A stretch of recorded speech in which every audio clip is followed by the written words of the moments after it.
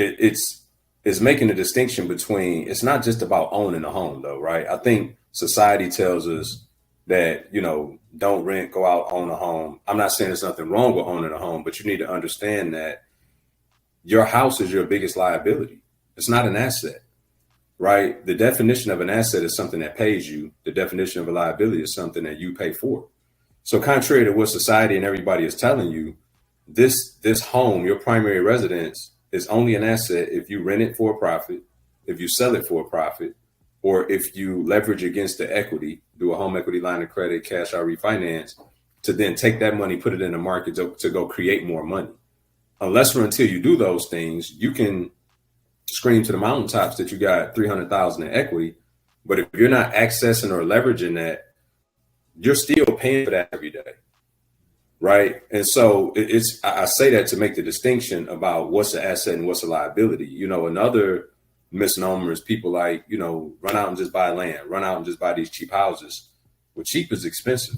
Right. And what happens is you got all kind of associated carrying cost and upkeep and, the unforeseens that essentially you thought you bought an investment property, but you just bought another liability to keep up with societal standards and societal norms. So I say all of that to say, at the forefront of everything you do, you need to get educated about it, right? Pivot from listening to mass media, pivot from listening to, in a lot of cases, unfortunately, your parents, depending on when you were born, if they're baby boomers, they get all their information from the news outlet, right? Used to be the newspaper. Chances are they got their knowledge from their parents, who were definitely into the newspaper, radio. So it's all this programming that's being passed down through generations. And so you think going to college, getting a job, getting a house, couple cars, and a couple children. Now you got to get Dave Ramsey on the phone, right? Because you have now put yourself in the rat race for the next 30, 40 years. And so I know that was a roundabout answer to why real estate is so important, but I wanted to give that additional context so I'm not misguiding people to think it's just a function of going out and buying stuff. The real estate is important once you understand how to buy the right real estate that can perpetuate this cycle of generational wealth and financial freedom for you and your family. Bars. The reason why I also asked you to go into that, I listeners should know that you're an aficionado, man. Like, you are a beast at this whole space as an entrepreneur, as a real estate investor. But there's a development that you had to go through. And so in this show, we really highlight the 3 phases of purpose, which is discovering, developing, and then eventually distributing or marketing that gift. But you had to go through some development to get to where you are. As you alluded to, you learned different skill sets. And I think you talked about in our conversations, just when you started your real estate journey, you kind of just figured it out. You didn't have all the mentorship and niche in the beginning. And could you just speak to the importance of 2 things? One is your own personal development and how you've developed your mindset and who you are to where it is today. And the second part of it is the impact of mentorship on your development. Yeah. For the first 8 years, I didn't have a mentor, and it wasn't because I didn't want one. It's because I didn't know they existed. Right. This is why proximity is so important. Here I am doing new things with the same peer group. And so I was being exposed to opportunity, but I wasn't being exposed to environment. And that was a big impediment for me because it cost me millions of dollars of not having a mentor. Okay. Just to give more context to that, because people will be like, huh? So, 2008 to 10, I bought all these rental properties. Well, because I didn't have the education, while I did do the common sense stuff to get the properties rentable, and was making money, but I didn't plan for the roofs and the HVACs and the basement dig ups I didn't plan for all of these catastrophic failures that happen within a home, especially when you have tenants living in them. And so I found myself cash strapped, and my inability to go out and create partnerships and raise capital caused me to have to sell my portfolio in what was called a down market still at that time. The market hadn't fully recovered yet. And what happens is real estate happens in cycles, right? So every 8 to 12 years, you have a contraction, and then you buy things at the bottom of the market and you ride the market up and you exit at the top. This is how the wealthy continue to get wealthy in real estate. So because I had to abort that process much sooner, sold my portfolio in the down market. Had I held that portfolio until the start of COVID in 2020, where the next market cycle was about to happen before the pandemic, I would have made like 2.8 million bucks. So the ignorance cost me. Ignorance is expensive and we can't afford it. Like it literally cost me a couple million bucks from not having the right wherewithal, acumen, and environment and network around me. So, that's one example of why mentorship is so important. So when I finally got exposed to mentorship, found like a infomercial one night, led me to a free thing. I was the perfect prospect because I had never been to anything like that. So, I go to the free thing and I'm drinking the juice. And then I go to the 3-day thing and I'm like, man, this is like unbelievable, And I remember going home telling my wife during lunch, I was like, I think I'm gonna sign up for this program. At this time, I didn't know the cost. Went the next day and they dropped it on us. It was 40 grand. And so it was interesting how God orders your steps. I had just did what's called a cash out refinance on one of my properties and pulled some liquid out. So I had money in the bank and I had gotten what's called a pre-approval through a hard money lender. I was about to go start flipping houses on my own. Thank God he put this in my path. And I had the decision of, do I take this money and go try this on my own, which I've been doing for 8 years already? Or do I take this money plus leverage my credit, my wife's credit? And because we ended up spending almost $60,000 with this program and pushed it all to the center of the table, depleted all of my liquidity and means, but then learned a skill set that I went out and raised over $1 million in my first 6-7 months in that program and bought 20 deals using other people's money. Wow. That forever changed my life. Wow, dude, that's so amazing. It's just, I would say there's two ways to learn: mistakes and mentors. And you did the first date with making your own mistake, and then you did the last part of your journey all through the mentorship. But wow, take us inside that, man. Like that's just catastrophic, because there is a part that your mentorship played, but you still had to do and utilize your gift of execution to make things happen. So could you take us inside that whole experience through this process? Yeah. I tell people, and especially my students, I get nervous. I mean, I remember trying to raise capital from people, 20, 30,000, 40,000, and my hand would be shaking on the phone. Like I get nervous, I get anxiety, I get apprehensive, I get doubt, I get all those things. The thing that separates me from most people is I just do it afraid. I just so happen to trust God more than myself. So I just continue to push through how I feel about it because I'm so committed to the execution piece that I'm just going to do it. And so, that during that time, there was a lot of growth that took place. As I mentioned, I kind of shot out of a cannon. I was killing it. And then some ego crept in, and God humbled me.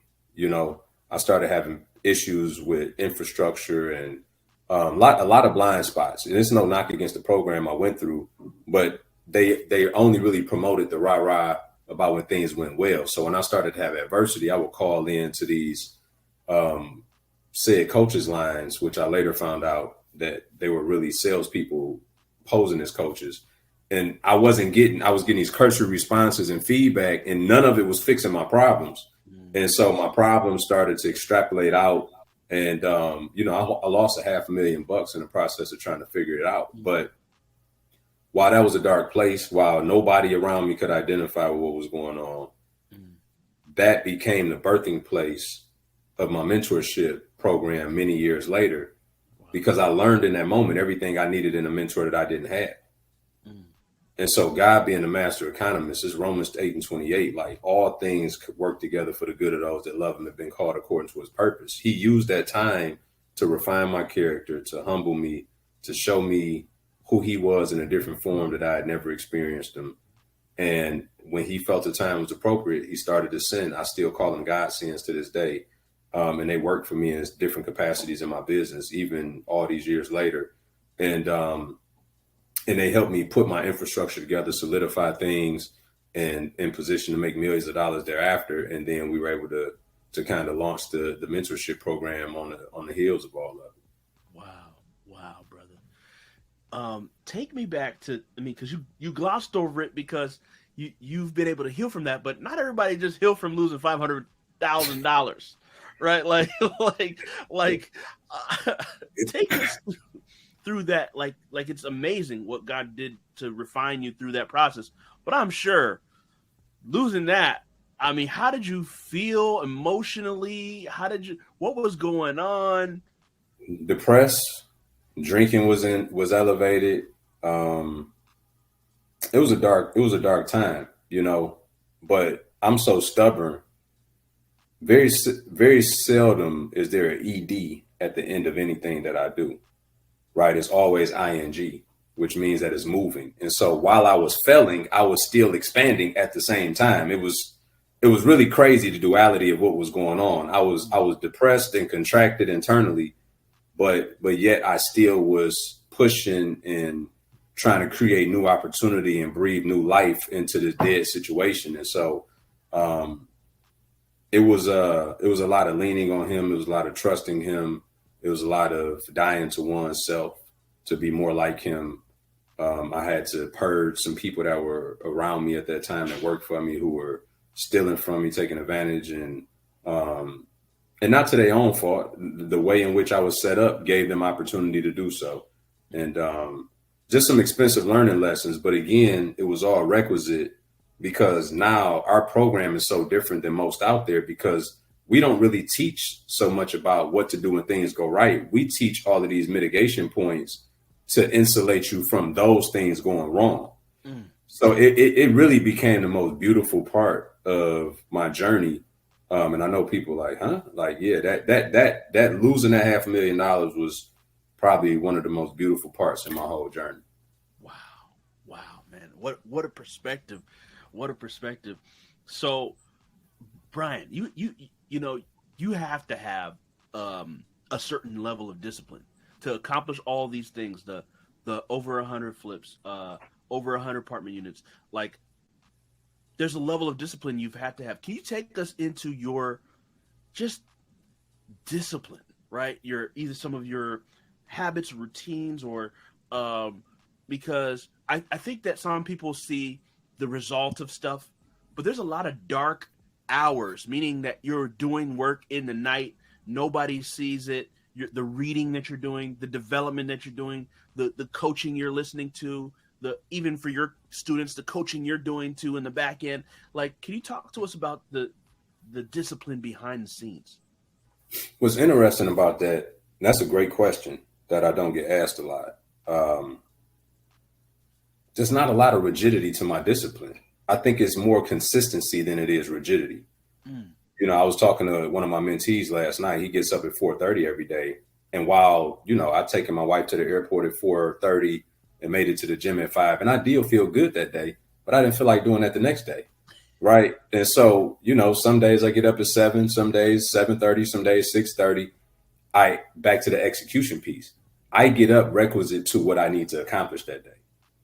So it's not like I'm an automatic 6 a.m. guy. I'm not an automatic nothing. I'm a look at everything. I'm a plan, and then I'm gonna go and execute.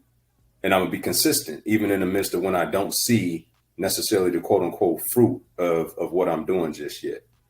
And I think it's because I look at, 18 years of struggling with drinking, and, so when we talk about discipline, it's like I've persevered through distraction. So it's hard for me to look at that as good discipline. I think that my innate ability to execute has always just wheeled me through even all of the noise and the nonsense.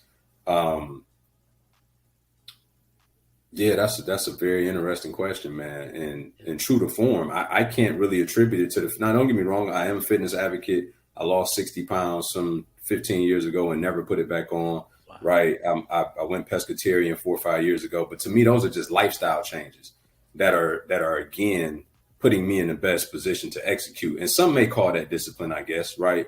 To get up and go to the gym 4, 5, 6 times a week. But it's just requisite to having a healthy lifestyle, to look in a certain kind of way.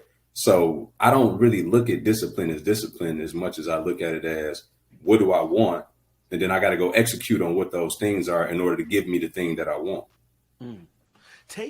I want to go into the mind like Inception, man. Take us inside Brian's head in execution mode. What does that look like? Like, what is that, It looks like there's always a solution to the problem. Like there's always a solution to the problem. And the thing that I would say is different now in my life than it used to be is that I will go to any length to figure out that solution. Now I submit to God to help me figure out that solution. That's the finite difference in the way in which I attack things now. My perspective is the same. My posture is different. Wow. Well put. Perspective is the same. The posture is different. So in this development process, like you said, you went through some character fine tuning. Talk to me about your relationship with God, man. And just, like I said, something I always admire about you. And just talk to me about that perspective and how you've allowed that perspective and posture to change, and what has transpired, if you will, with the relationship with God involved in not only just your personal day to day, but in your business and all who you are and everything you do. Yeah, as my territory expanded, I needed him more and more. Right. I think that the most faithful people on the planet are entrepreneurs, regardless of where they put their faith in or who they put their faith in. Because every day we get up and seemingly we don't know where our next paycheck is coming from. Right. So that causes a certain level of faith in something or somebody. Thank God for us, it happens to be Jesus. And so the more that, especially after I left the corporate world and really stepped out on faith, right, my dependency on him heightened to a level that I never could even imagine, right? Because somebody who works a W-2 job and gets a paycheck every 2 weeks, you kind of, to some degree, think that you're in control. You forget that God is even in control of that scenario because it's something that you do, and there's a instant gratification that happens every 2 weeks in the form of this 2-week contract they renew in the form of a paycheck that makes you feel like these things are happening in lieu of what you're doing. And to some degree, there's some truth to that. But at the very same time, it's not. But when you step away from that environment and you literally up every day and don't know where your next check is coming, and I'm saying this tongue in cheek, right? For you get it that we have things in place, but I'm saying it to paint the picture for the listener, that you got a different kind of dependency on God, or you should have, I should say. Some still look at it from them and from their vantage. For me, I'm completely aware of who's in control and who I need to consult with. And, there's been seasons in my life where I've been rich and what I would say miserable because I was forcing things to happen because of my will that was juxtaposed his will. And so I had the financial success, but I didn't have the peace that transcends all understanding. I didn't have the fruits of the spirit because, seed and harvest is principle. People ask all the time, like, so why are bad people rich? It's like, because seed and harvest is not only a biblical principle, it's a world principle. And if you sow enough seed, you will reap a harvest. Now, the quality of that harvest is predicated on the type of seed that you planted. And so I planted some seeds that had harvest that weren't the best for me personally, for me ethically, for me morally. And I had to live with the consequence of that, right? And so now, rather than do do-overs and try to rush what I think my time is and success should be, I just submit to him because at the end of the day, scripture tells us his purpose prevails anyway. So if his purpose prevails, then why wouldn't I just align with that regardless of, I'd rather be working on the right things in the right season even though that may be counterintuitive to what I think I should be doing, than, you know, to continue to go against his will and his nature and to only have to do a do-over anyway, you know? So that's